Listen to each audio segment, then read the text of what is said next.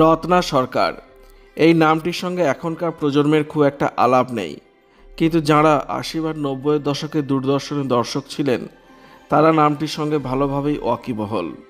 শুধু টিভিতে ঘোষক হিসেবে বা সংবাদ পাঠিকা হিসেবে নয়, একজন অসামান্য অভিনেত্রী হিসেবেও নাম করেছিলেন রত্না সরকার। বড় বউ থেকে পারমিতার একদিনের মতো সিনেমায় তিনি ছিলেন অতুলনীয়। সিনেমার পাশাপাশি সিরিয়ালেও তাকে ভালোবেসেছে বাংলার দর্শক, ঠিক যেন পাশের বাড়ির লক্ষ্মীমন্ত বউ অথবা দিদি। ঠিক এভাবেই দর্শক তাকে দেখেছে। তিনি ছিলেন দূরদর্শনের নিয়মিত মুখ। কিন্তু কি এমন হলো প্রায় ২০ বছর তাকে আর কোথাও দেখা যায়নি? বাংলা সিনেমা ইন্ডাস্ট্রি ভুলে গিয়েছে তার বড় বউকে।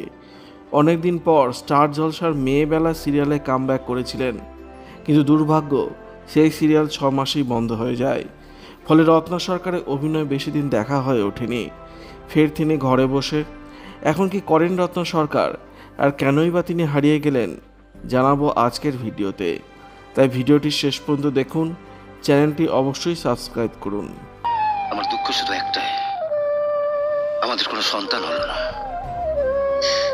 হয়নি, ভালোই হয়েছে। নিজের সন্তান থাকলে হয়তো রতন স্বপনার ছান্দাকে এত ভালোবাসতে পারতাম না। রত্না সরকারের জন্ম কলকাতায় হলেও বাবা কর্মসূত্রে নানান স্থানে ঘুরেছেন, ফলে ছোটবেলা কেটেছে জেলায় জেলায়। খুব অল্প বয়সে নাটক দেখতে গিয়ে অভিনয়ের সুযোগ পান। বহুরূপীর মতো দলের সঙ্গে দীর্ঘদিন কাজ করেছেন। তার আগে কলকাতায় মাসির বাড়ি বেড়াতে এসে তরুণ মজুমদারের সঙ্গে আলাপ হয়। তখন তিনি দাদার কৃতি সিনেমার জন্য নায়িকা খুঁজছিলেন। রত্না সরকারের সুন্দর চেহারা দেখে পছন্দ হয়, কিন্তু কোনো কারণবশত চরিত্রটি পরে মহুয়া রায়চৌধুরী করেছিলেন। ফলে একটি বড় সুযোগ হাতছাড়া হয়।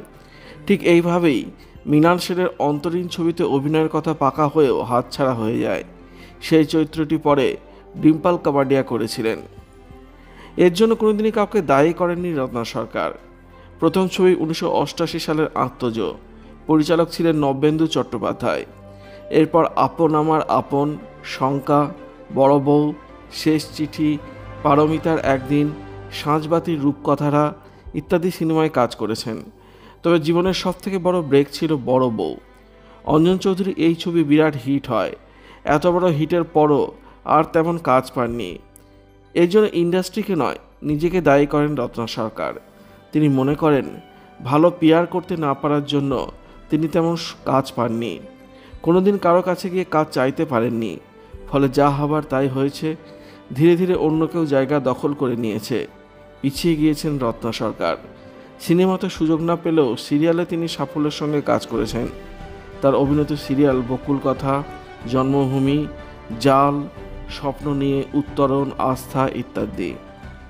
অনেক বছর পর মেয়েবেলাতে কাজ করে ফের মানুষের স্মৃতি জাগিয়ে তুলেছিলেন তিনি, কিন্তু সেই সিরিয়ালের অকালেই যবনিকা পতন হলো। এখন ফের কর্মহীন হয়ে বাড়িতে রয়েছেন তিনি, তবে গুছিয়ে সংসার করছেন। মেয়েও অভিনয়ের সঙ্গে যুক্ত। সংসার করার পাশাপাশি বেড়াতে যেতে ভালোবাসেন রত্না সরকার, আর এই সব নিয়েই জীবনকে গুছিয়ে নিয়েছেন অভিনেত্রী রত্না সরকার। ভিডিওটি আপনার কেমন লাগলো কমেন্টের মাধ্যমে লিখে জানাবেন, আর অবশ্যই চ্যানেলটি সাবস্ক্রাইব করবেন। ধন্যবাদ।